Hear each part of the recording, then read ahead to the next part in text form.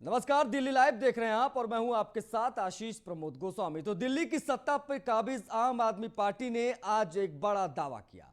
सरकार का कहना है कि उन्होंने दिल्ली में सिर्फ विकास ही नहीं किया बल्कि विकास के काम में जो पैसे खर्च हुए उसमें भी उनकी सरकार ने बचत करके दिखाया है। मतलब तय समय से पहले निर्माण कार्य तो पूरा किया ही, साथ ही इसमें अनुमान से कम बजट भी खर्च हुआ। हालांकि दिल्ली सरकार के इन दावों को विपक्ष में बैठी बीजेपी सिरे से खारिज कर रही है।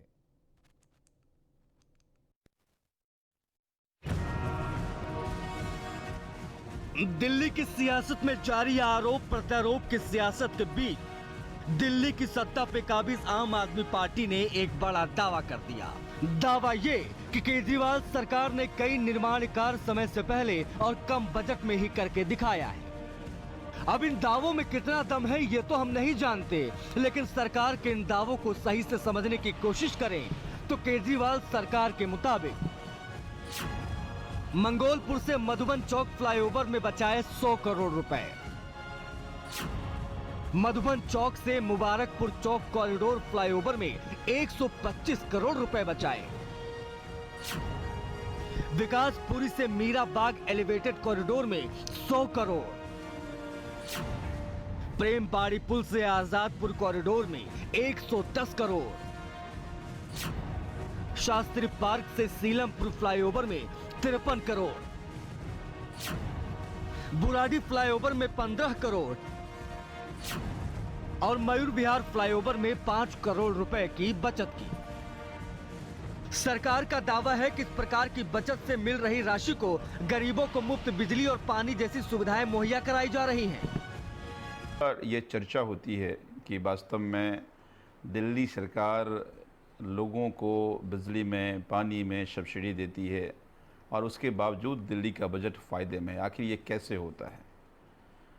मुझे लगता है कि दिल्ली सरकार ने जो प्रयोग किया है उसको पूरे देश को समझना भी चाहिए कि आज एक तरफ तमाम तरह की सब्सिडी से जनता को राहत देने की कोशिश दिल्ली सरकार करती है और दूसरी तरफ दिल्ली का बजट भी फ़ायदे में है। और पहली बार ऐसा हो रहा है जब से आम आदमी पार्टी की सरकार आई है तब से दिल्ली सरकार का बजट पॉजिटिव बजट है। और हालांकि सरकार के इन दावों के तहत बीजेपी इसे झूठ का पुलिंदा बता रही है। बीजेपी का कहना है कि आम आदमी पार्टी सिर्फ हवाई दावे करती है। बहरहाल दिल्ली सरकार का दावा है कि वो भ्रष्टाचार खत्म करने के अलावा परियोजनाओं में तकनीकी बदलाव कर भी धन बचाने की कोशिश कर रही है, लेकिन विपक्ष में बैठी बीजेपी इन दावों को खोखला बता रही है। खैर, अभी आने वाले निगम चुनाव में पता चलेगा कि जनता किसकी बातों पर कितना एतबार करती है। Bureau report, news one India. Delhi के पर्यावरण मंत्री गोपाल राय ने आज केंद्रीय पर्यावरण मंत्री की अध्यक्षता में एनसीआर के राज्यों के साथ आयोजित संयुक्त बैठक में वायु प्रदूषण को नियंत्रित करने को लेकर कई अहम सुझाव दिए।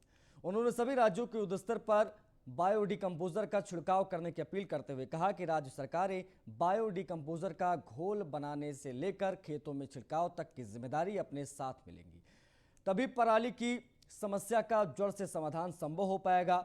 हमें पता चला है कि कुछ राज्य किसानों को केवल कैप्सूल बांटने की योजना बना रहे हैं, इससे यह काम जमीन पर नहीं उतर पाएगा। दिल्ली के पर्यावरण मंत्री गोपाल राय ने केंद्रीय पर्यावरण मंत्री भूपेंद्र यादव की अध्यक्षता में वायु प्रदूषण के संबंध में दिल्ली एनसीआर के राज्यों के साथ आज ऑनलाइन आयोजित संयुक्त बैठक में हिस्सा लिया था। इस बैठक में एयर क्वालिटी मैनेजमेंट कमीशन के चेयरमैन MM कुट्टी, उत्तर प्रदेश, दिल्ली, हरियाणा और राजस्थान के पर्यावरण मंत्री, पंजाब के मुख्य सचिव भी शामिल हुए। बैठक में पर्यावरण मंत्री गोपाल राय ने केंद्रीय पर्यावरण मंत्री के साथ दिल्ली सरकार की तरफ से भी कई सुझाव दिए। आज की बैठक में मुख्य तौर पर जाड़े के समय में, विंटर सीजन में जो पोल्यूशन लेवल बढ़ता है उसको लेकर के चर्चा हुई। दिल्ली चूंकि उसका केंद्र बिंदु है, सबसे ज़्यादा प्रभाव नॉर्थ इंडिया के इलाके में जितनी गतिविधियां होती हैं उन सबका सबसे ज़्यादा प्रभाव दिल्ली के ऊपर पड़ता है। यहाँ की भौगोलिक बनावट के कारण दिल्ली के अंदर जो प्रदूषण होता है उसमें दिल्ली के अंदर जो प्रदूषण पैदा होता है उसकी भी हिस्सेदारी होती है, लेकिन उससे ज़्यादा दिल्ली के जो प्रदूषण लेवल बढ़ने का जो कारण है वो बाहर के प्रदूषण है। मैं इसलिए कह रहा हूं कि जैसे अभी पिछले एक हफ्ते से हम एयर क्वालिटी को मॉनिटर कर रहे हैं। अब अक्टूबर का महीना आने वाला है। सितंबर के महीने में 18 तारीख को PM10 का जो स्टेटस था 67 था, PM2.5 27 था। 19 सितंबर को PM10 85 था, PM2.5 35 था। 20 सितंबर को PM10 78 था, PM2.5 31 था। 21 सितंबर को PM10 81 था, PM2.5 31 था। 22 सितंबर को PM10 64 था और PM2.5 27 था। पिछली साल जब मैं लगातार वार रूम से मॉनिटर कर रहा था PM10 और PM2.5 के इंडेक्स को कि किस तरह से उसका ग्राफ बढ़ रहा है। आम आदमी पार्टी के मुख्य प्रवक्ता सौरभ भारद्वाज ने कहा कि भाजपा शासित निगम ने बढ़ाई गई ट्रेड और फैक्ट्री लाइसेंस फीस को वापस लेने की जो घोषणा इसकी की थी उसे लागू ही नहीं किया। 50 गज तक के घरों पर हाउस टैक्स नहीं लेने की घोषणा भी झूठी निकली। उन्होंने कहा कि सदन की बैठक में जब आपने प्रश्न उठाया तो आयुक्त ने बताया कि ट्रेड और फैक्ट्री लाइसेंस फीस अभी भी बढ़ी हुई दरों पर ली जा रही है। भाजपा की ऐसी कोई भी घोषणा को लागू नहीं किया गया है। भाजपा ने आगामी चुनाव के तहत जनता को गुमराह करने के लिए घोषणाएं की हैं और अखबारों में छपवाया है। सौरभ भारद्वाज ने आगे कहा कि दिल्ली नगर निगम खाप पंचायत की तरह चल रहा है, जिसके अंदर कोई कानून नहीं है, इनकी कोई विश्वसनीयता भी नहीं है। इनका जो मन करता है यह वही काम करते हैं और झूठी खबरें अखबार में छपवाने में ये माहिर हो चुके हैं। हम लोग पिछले 1.5 साल से कह रहे हैं कि दिल्ली नगर निगम कोरोना के बावजूद भी लोगों को लूटने के लिए कोई कोर कसर नहीं छोड़ रही है। पिछले दिनों सब्जी मंडी में जो बिल्डिंग गिरी थी, आज उसको एमसीडी ने क्लीन चिट दे दी है। देखिए कितनी शर्म की बात है और कितनी दुर्भाग्यपूर्ण बात है। जिस बिल्डिंग के नीचे दबकर 2 बच्चे मर गए, एक 7 साल का बच्चा था, एक 12 साल का बच्चा था, पूरी की पूरी बिल्डिंग ऊपर से लेकर नीचे आ गई और एमसीडी कह रही है कि हमारा कोई अफसर जिम्मेदार नहीं है। उस बिल्डिंग में नीचे की तरफ कंस्ट्रक्शन हो रही थी। वो कंस्ट्रक्शन किसकी इजाजत से हो रही थी? क्या उसके लिए एमसीडी से इजाजत ली गई थी? अगर ली गई थी तो एमसीडी ने किस बिना पर इजाजत दी थी? और अगर इजाजत नहीं ली गई थी तो बिना किसी इजाजत के वहां पे कंस्ट्रक्शन चल रही थी, ये किसकी जिम्मेवारी थी? सीधा सीधा एमसीडी की जिम्मेवारी थी। समय समय पर बिल्डिंगों को देखना और इस चीज को तय करना कौन सी बिल्डिंग खतरनाक है, गिर सकती है, स्ट्रक्चर खराब है, ये किसकी जिम्मेदारी है? ये भी एमसीडी की जिम्मेदारी है। आम आदमी पार्टी के विधायक आपके द्वार कार्यक्रम के अंतर्गत अपने अपने इलाकों में लोगों से रूबरू हो रहे हैं और उनकी समस्याएं भी सुन रहे हैं। इसी कड़ी में मोतीनगर इलाके में आम आदमी पार्टी विधायक ने लोगों की समस्याएं सुनी। 12 और 13 ब्लॉक न्यू मोतीनगर में विधायक शिवचरण गोयल ने लोगों से जनसंवाद किया। दिल्ली सरकार की ओर से किए जा रहे विकास कार्य को जनता के समक्ष रखा गया। इसी के साथ ही विधायक ने एमसीडी के ऊपर आरोप लगाते हुए कहा कि बीजेपी की एमसीडी ने जनता के विकास के नाम पर सिर्फ और सिर्फ ठगा है। बीजेपी एमसीडी की संपत्तियों को बेचकर अपना घर भरने में लगी है।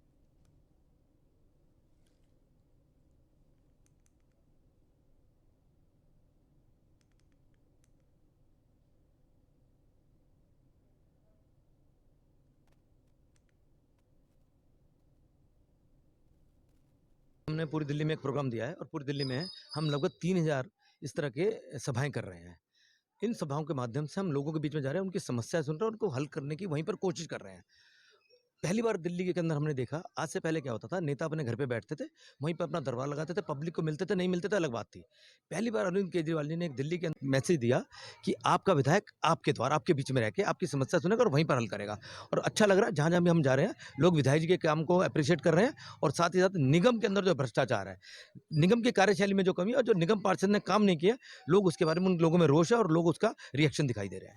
आज 22 तारीख हो चुकी है और लगातार 22 दिनों से हम सुबह शाम दिन रात देखते थे और हम जनता के बीच में जाकर लगातार मीटिंगें कर रहे हैं और जनता के माध्यम से जो भी हमारे पास समस्या आ रही हैं उनको अधिक से अधिक हल करने की कोशिश कर रहे हैं और हो रही हैं।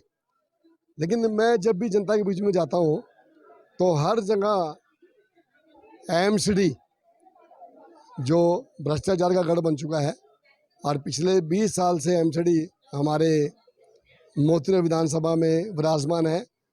एक काम यहाँ किया नहीं है। भ्रष्टाचार के अलावा हर एक की गलियों में सफाई की समस्या है, रोड में सफाई की समस्या है, पार्कों में सफाई की समस्या है, पेड़ बढ़ गए हैं समस्या है, आपके कुत्ते बहुत बढ़ गए हैं समस्या है। यानी कि जितनी भी समस्याएं ज़्यादातर हैं वो एमसीडी से बिलोंग करती हुई हैं। और जनता के बीच में अब ये एक बात तो साबित हो चुकी है कि जनता अब इनको धुतकार रही है। और आने वाले समय के बीच में मैंने यहाँ पर जनता से पूछा कि आपके बार बीजेपी की जमानत जब्त होगी कि नहीं होगी, तो जनता ने एक ही बात की, आपकी बारी जमानत क्या सब कुछ जब्त हो जाएगा इनका।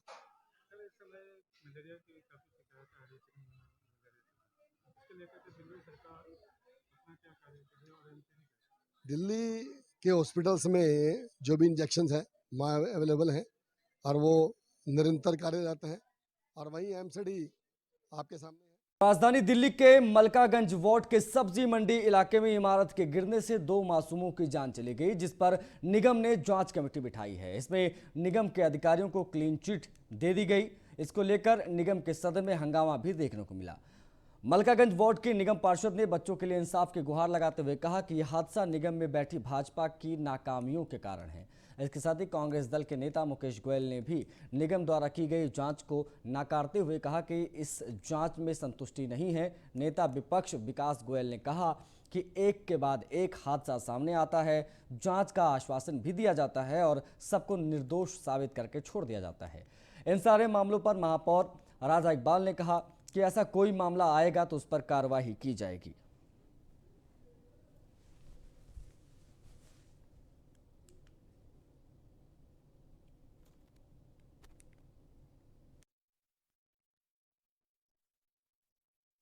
आप हर बार यही होता है, एक बिल्डिंग गिरती है, किसी मासूम की जान चली जाती है, आप एक जांच कमेटी बनाते हो, कुछ दिन बाद वो जांच कमेटी आती है, सबको निर्दोष साबित घोषणा कर दी जाती है।